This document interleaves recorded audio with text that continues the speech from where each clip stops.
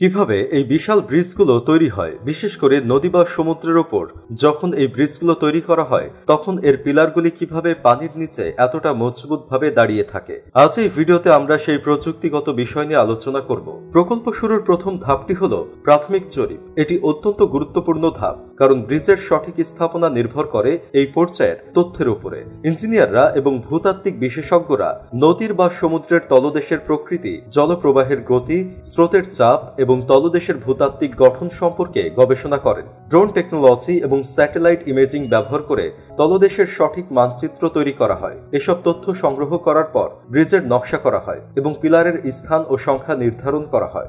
ধাপ 2, ভিত্তি প্রস্তুতি, মাটি সরানো এবং সমলিতীকরণ। নদী বা সমুদ্রের তলদেশে পিলার বসানোর জন্য প্রাথমিকভাবে একটি শক্ত ভিত্তি তৈরি করা প্রয়োজন। এই ধাপে নির্ধারিত স্থানের মাটি সরিয়ে প্রয়োজনীয় গভীরতা এবং প্রস্থ তৈরি করা হয়। ড্রেজিং মেশিন দিয়ে তলদেশে মাটি, বালু এবং অন্যান্য উপাদান সরিয়ে ফেলা হয়। এই মেশিনগুলো অত্যন্ত শক্তিশালী এবং তলদেশের গভীরে ঢুকে প্রয়োজনীয় স্থান তৈরি করতে সক্ষম। মাটি সরানোর পর সেখানে প্রয়োজনীয় উচ্চতা এবং প্রস্থ তৈরি করা হয় যাতে পিলারের ভিত্তি স্থাপন করা যায়। নাম্বার 3, কভারড্যাম নির্মাণ। নদী বা সমুদ্রের তলদেশে পিলার বসানোর সবচেয়ে বড় চ্যালেঞ্জ হলো পানির স্রোত থেকে স্থানটিকে সুরক্ষিত রাখা। এই সমস্যা সমাধানে ব্যবহার করা হয় কভারড্যাম। এটি একটি অস্থায়ী জলরোধী কাঠামো যা পিলার স্থাপনের স্থানটিকে পানির বাইরে রাখে। কভারড্যাম তৈরি করার সময় ইস্পাতের শীট ফাইলগুলোর তলদেশে ঢুকিয়ে দেওয়া হয় যাতে এটি একটি শক্তিশালী বাধা সৃষ্টি করে।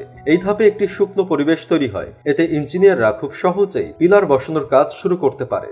Number 4, pile driving. কভারড্যাম নির্মাণের পর শুরু হয় পাইল ড্রাইভিং প্রক্রিয়া। পাইল ড্রাইভিং হলো এমন একটি প্রক্রিয়া যার মাধ্যমে শক্তিশালী পাইল বা খুঁটি নদী বা সমুদ্রের তলদেশে প্রবেশ করিয়ে দেওয়া হয়। এই পাইলগুলি পিলারের ভিত্তি হিসেবে কাজ করে এবং স্থিতিশীলতা নিশ্চিত করে। পাইলগুলো সাধারণত ইস্পাত কাঠ বা কংক্রিটের তৈরি এবং এদের দৈর্ঘ্য নির্ভর করে নদী বা সমুদ্রের গভীরতার উপর। ধাপ 5, পাইল ক্যাপিং। পাইল ক্যাপিং এর মাধ্যমে পাইলগুলিকে একত্রিত করা হয় এবং তাদের উপর একটি মজবুত ভিত্তি তৈরি করা হয়। পাইল ক্যাপ হলো একটি বড় আকারের কংক্রিটের ব্লক যা সমস্ত পাইলকে সংযুক্ত করে রাখে। পাইলগুলোর উপর পাইল ক্যাপ তৈরি করার জন্য প্রথমে ফর্মওয়ার্ক স্থাপন করা হয়। এরপর ফর্মওয়ার্কের ভেতরে স্টিলের রড ঢুকানো হয় এবং শেষে কংক্রিট ঢালা হয়। কংক্রিট শক্ত হবার পর এটি পাইলগুলোর উপর একটি মজবুত এবং স্থায়ী ভিত্তি তৈরি করে।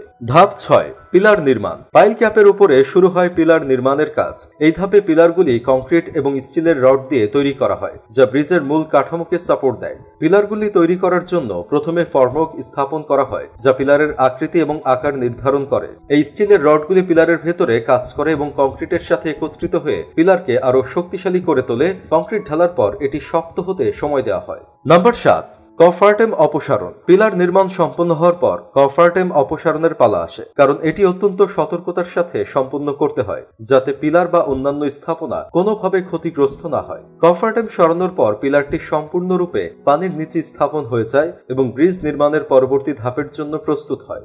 নাম্বার 8, সুপার স্ট্রাকচার নির্মাণ। সুপার স্ট্রাকচার হলো সেই অংশ যা আমরা সাধারণত ব্রিজের শীর্ষে দেখি এবং যার উপর দিয়ে গাড়ি, ট্রেন বা মানুষ চলাচল করে। সুপার স্ট্রাকচার নির্মাণের জন্য আধুনিক প্রযুক্তি এবং ক্রেন ব্যবহার করা হয়। সুপার স্ট্রাকচার নির্মাণের সময় ইঞ্জিনিয়াররা প্রতিটি স্তরে কাজ সাবধানতার সাথে সম্পন্ন করে।